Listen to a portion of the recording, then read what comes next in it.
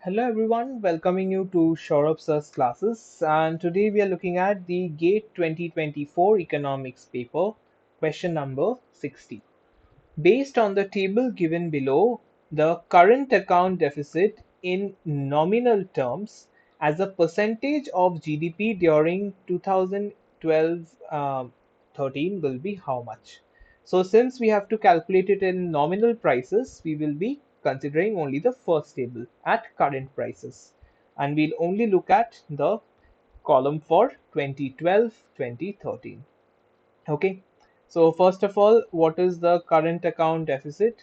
The current account deficit is the difference between exports and imports. So that is 243 is my export, import is 311. So that makes the current account deficit as minus 68.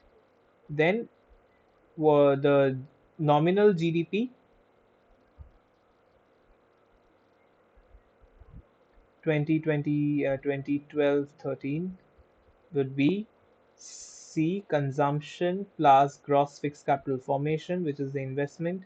Change in inventory will be subtracted and minus 68.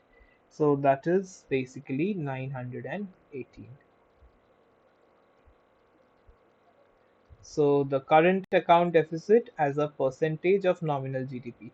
So current account deficit divided by nominal GDP 2012-13 is nothing but 68 by 918, so that is 0.074, which when taken into percentage is 7.4%. So that means your answer to this would be 7.4%. Okay, thank you.